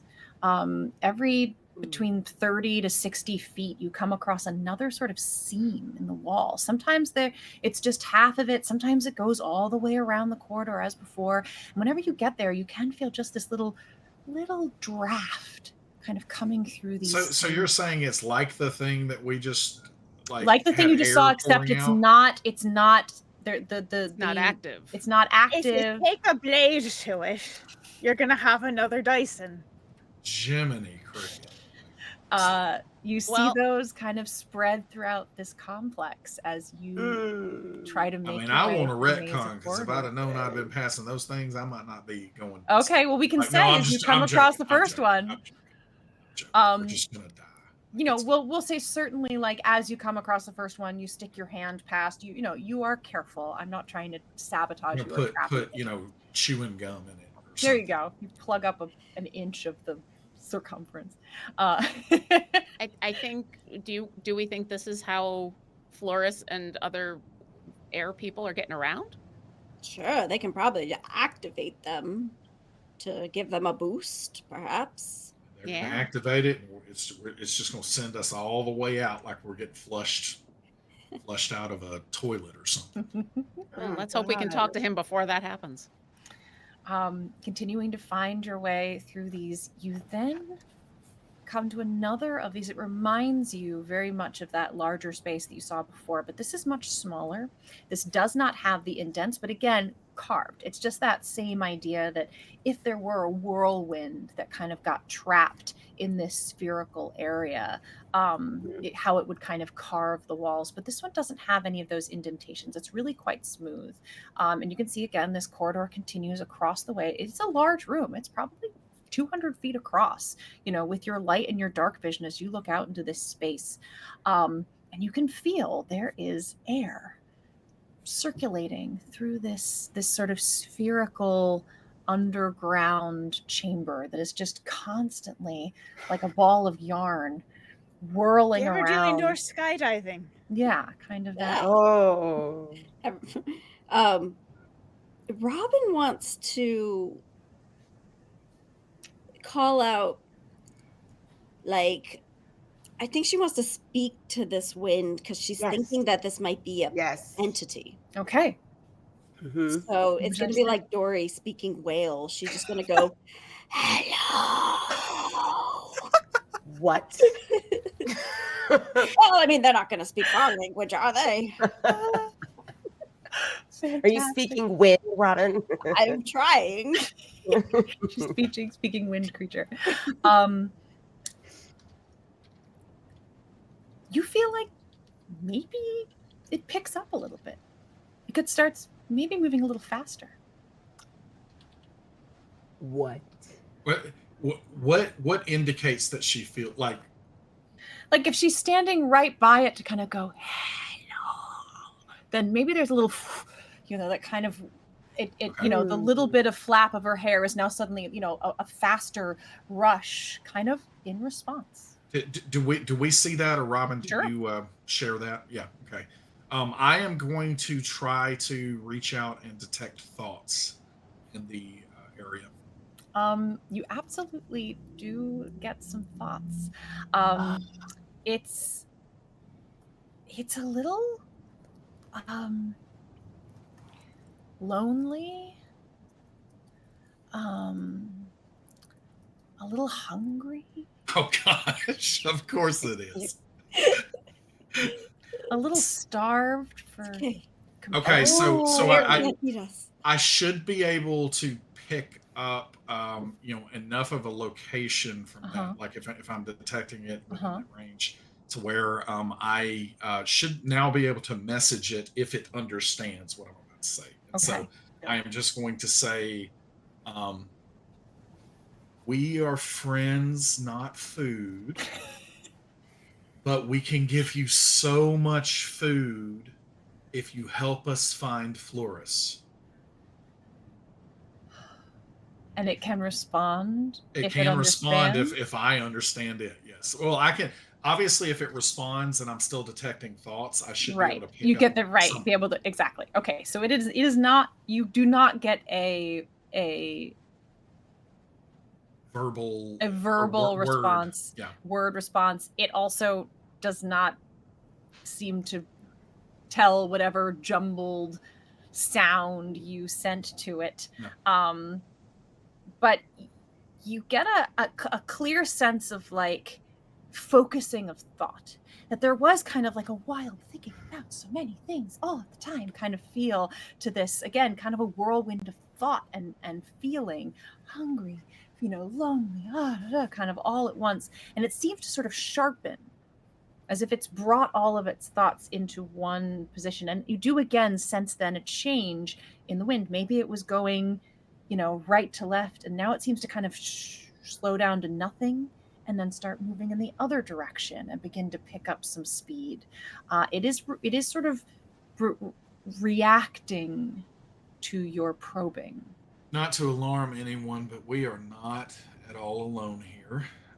Good. Finally, we have someone to talk to. I don't know that we can talk to it because it can't understand me. I tried to telepathically talk to it, and all I am getting is I am detecting the thoughts of a creature, and that creature is lonely and hungry, which is a wonderful combination of qualities for someone to have. What are we going to feed something like this? A Big Mac?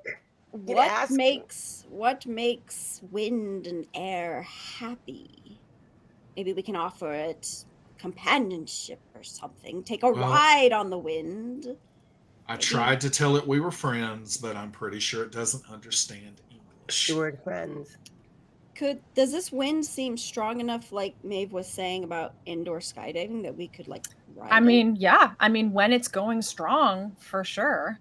It as you've seen, there's some manipulating it. It has some control over how strong it's pushing. How far is there a drop from where we are? Sure, this is a big, this is a big room. It's like 100 feet, 200 feet across. So you've got if you're in the middle of it, it's it's 100 feet down, but it's like I said, like a big sphere. So if you were to like roll out of this, you would be on this sort of slant and you would go down to the bottom of the bowl. What you're saying is I should summon my chair and we should do like the circus in a Maeve motorcycle.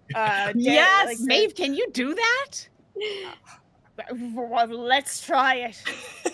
Yes, please. And I will open my pocket knife, twist it around, click it into gear, and summon my wheel. Yes. And sure, why not? So Maeve goes to the edge of this bowl. Wheelchair BMX kids, look it up, it's awesome. Tips herself over, and almost instantly the wind shifts to your back, sort of pushing down, doing exactly what was sort of in your mind as it pushes you, and gravity as well as the wind pushes, and you take up speed, rumbling faster and faster towards the bottom of this thing where you almost feel your stomach kind of rise out as it then starts to push you up. And indeed, the pressure above, as you begin to do loops and circles. Now, this is an enormous space, so it takes time for this to happen, but it is pushing you intentionally. You can feel it helping it. If you were to like direct your wheels, it's almost like it senses it too and compensates and moves with you. Silas, with your detect thoughts, you're getting a little sense of glee. Some of that Maeve, loneliness. you've got to keep doing might this. be It's getting- happy. You might be getting glee from Maeve too. If that's what you're picking up on. Hey, seriously, I think it's making it happy. Maybe this is the answer. Like, can anyone else like go out there and like, wait a minute, I can fly, and then Silas is just gonna go out there, and then like briefly I'm going to try to act like one thing that people do not know about Silas is that he actually is a trained dancer. So Silas, he used to take ballroom dancing lessons and did some amateur competitions. So, so with that, he is going to actually like fly, but then I want to try to put on an air like I am dancing with whatever this creature is. Gotcha. Oh. So as you come out, it doesn't quite know how to react to you for a moment because you don't get that a lot.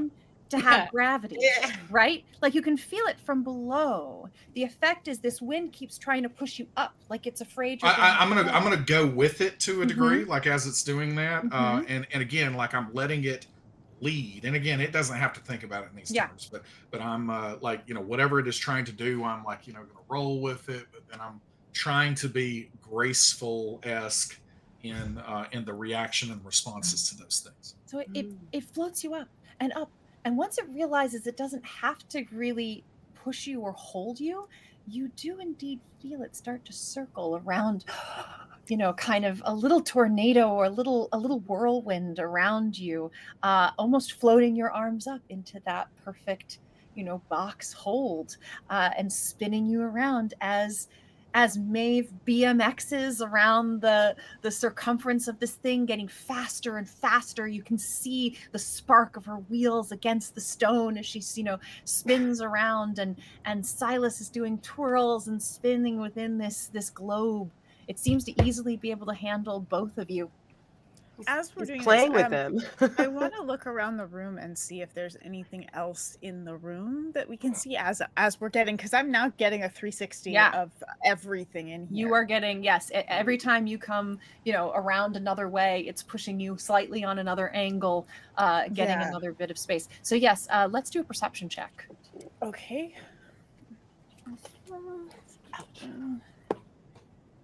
21. There is definitely an exit at the dead center bottom of this sphere. You're pretty sure there might also be one at the dead center top of it. You don't see anything that continues off sort of horizontally in that way.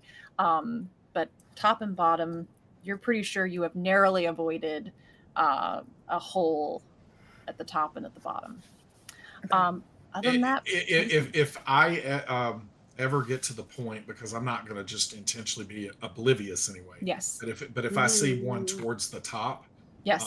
I at whatever point that happens, I am going to try to kind of react to get a closer look at the top there. And I'm not saying that I'm going to exit, but I certainly just want to try to get a closer look to see, is there a door? Is it just dark up there? Like anything. Okay. So as you start to fly up closer, let's just see between Robin, Neb, and Fairuza. Is there anything you would like to do in this moment as Maeve and Silas are flying around? Robin will hold out a hand to Neb and just say, "Leap of faith." With you always. And I'll take it.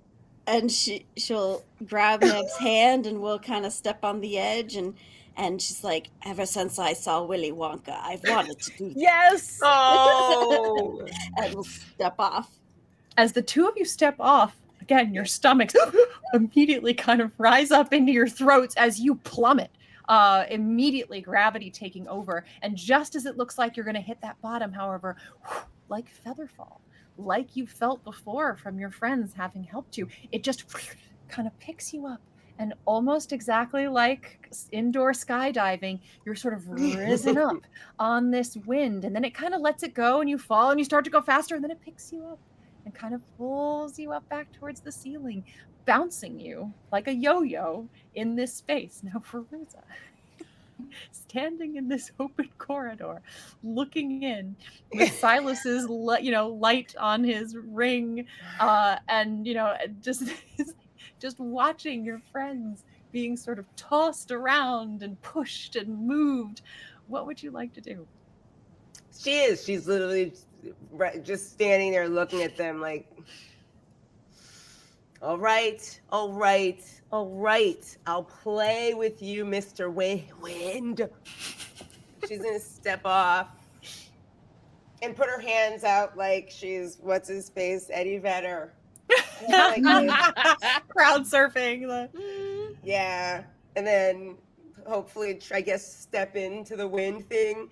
But while she does it, Yes. she wants to use thaumaturgy to troll and like release like some ominous whispers that are really scary into the air, just to troll her friends. I can play too. As you fall backward, this air, just exactly like a mosh pit crowd surf, picks you up almost immediately and begins to float you on your back across this large space as you're looking around and seeing everyone. Meanwhile, you're all hearing, "He's creepy, ominous whispers." Can I? May I try and like? May I insight that or try and like? What I'm getting at is like, yes. I feel like I'm a prankster. Yes, absolutely. Oh, yeah. Like, I want to see if I can catch that. What Fairuza? Yes, insight, please. Let's go ahead and we'll give it.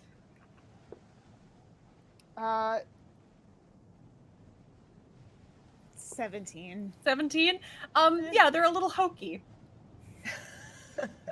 They're a little tropey, a little like, like you've heard of like a scary movie or something. You're like, that's so familiar. And Silas, despite this creepy, ominous whispers, Halloween-y, Halloween. Yeah, don't step by the skeleton at Target, kind of vibe to these whispers. Silas, you are just getting a sense of increasing happiness and glee and excitement, and even that hunger feeling is starting to subside, almost like what it is hungry for are these kinds of gleeful feelings and expressions. You're also all starting to notice that this is picking up speed and intensity quite quickly, to the point now where you're maybe getting a little uncomfortable. And it's getting harder to control where you're being pushed or moved. And there's a couple of near misses where you come a little close maybe to a friend as this starts to take on an ever more intense feeling. And Maeve, like, you don't feel like your brakes could stop you at this point. What are the walls made of in here? Same sort of sandstone, very smooth. You can see some striations of different types, but it is... How soft is that stone? Do we... You could pick at it pretty easily, and it would, again, it's been eroded. You even right now can see, little bits of sand flying in the air around you.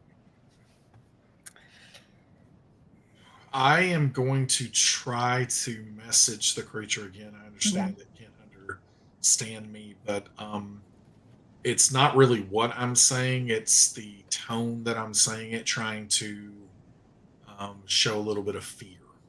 A little bit of fear. So I am just, I am just like, I start saying something like, "Oh no, that demon dog in Ghostbusters was coming for me. I never should have watched that when I was 4. Like, why did my parents let me do that?" And I'm just I'm trying to evoke like some kind of memory that like made me feel afraid, just to see if it can possibly pick up on any of that mental energy to denote that maybe we're not consensual anymore. Yes. It picks up even more. And that hungry, satiated feeling of just binging on your feelings is starting to get ever more intense. And before we come to a close here, I think I'd like all of you to make a wisdom saving throw. Ooh, It is magic. okay. Good to know. There we go. 26. Oh, nice. 17. Not bad. 15. 17. 18. All right. Ooh. 17 and above, you absolutely can start to feel this is wrong, right? You're losing control over your own body. You're now being thrashed around. It's not comfortable anymore. You're starting to feel that this is getting out of control. 16 and lower, Robin, my dear, having the time of your life. This is spectacular. You hope it never ends. You just, especially now, because you can kind of curl up in this tight little ball if you want to, you can get sort of like almost like half of what Maeve is doing, like rolled up the side and then spiraled and thrown around.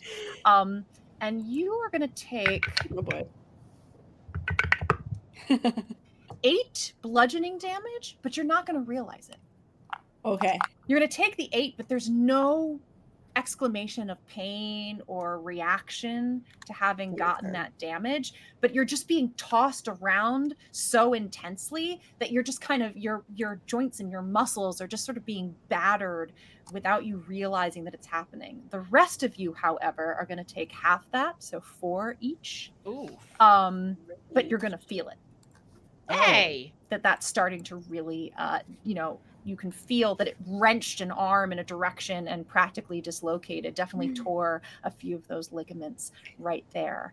And as you begin to have this growing sense that this is a bit of a trap, we will say goodnight and thank you all so much for being here this evening for Children of Éarte. We literally fell right into it, you guys. Giant air creatures into ever that just want to thing. play? Like, seriously, why can't they ever just want to play? And thank you all, and please remember that you are what you believe yourself to be. I adore you all. Good night. Ridiculous.